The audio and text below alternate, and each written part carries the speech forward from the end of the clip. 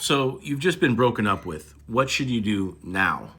I'm Benny Lichtenwalder. I help people get their exes back. And assuming your goal is to get your ex back, the first thing that you should do is accept the breakup. Any further conversation initiated by them about the breakup, you just say, listen, I didn't want this, but I accept it.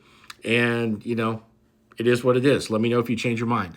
That's very hard to do when you love somebody. But if you're watching this video trying to understand how to shape your behavior to maximize attraction and pull them back in, this is the attitude you need to have. So if you've been discussing having a talk and trying to get clarity and, blah, blah, blah, okay, it's one thing if you're asking for the talk and clarity. You know what? You got to reverse yourself and just say, hey, listen, this isn't what I wanted, but we don't need to rehash everything. It is what it is. Let me know if you change your mind. But if they're trying to have a talk, you show up. And whatever's talked about, maybe you have to do some active listening. But at the end of the day, you're there to joke around and spike the mood with humor and fun, even though it's supposed to be a breakup meetup, okay?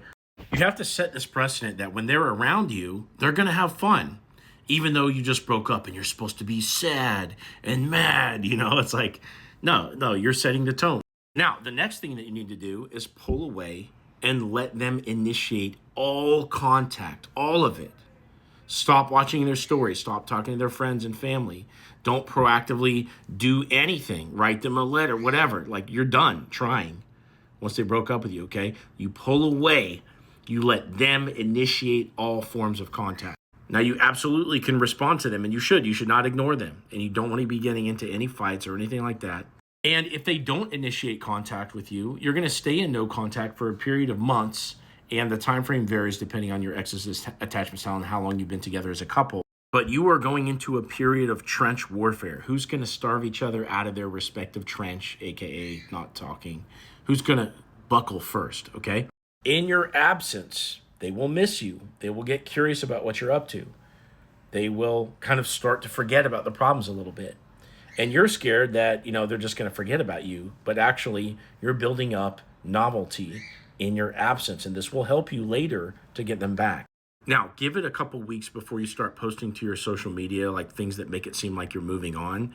But after about 2 weeks after, you broke up or after you've talked last, you want to start posting things that show movement in your life. For example, doing things that are social, doing things that are hobby-oriented, doing things that are achievement-oriented, doing anything that's new that they wouldn't expect you to do. These are all kind of things that you want to post to show movement on your profile.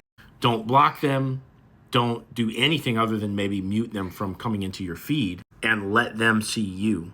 Now, if you want some help getting your ex back, look into my profile, click this link, set up a call with me, tell me your story, and I'll give you a step-by-step plan to get your ex back.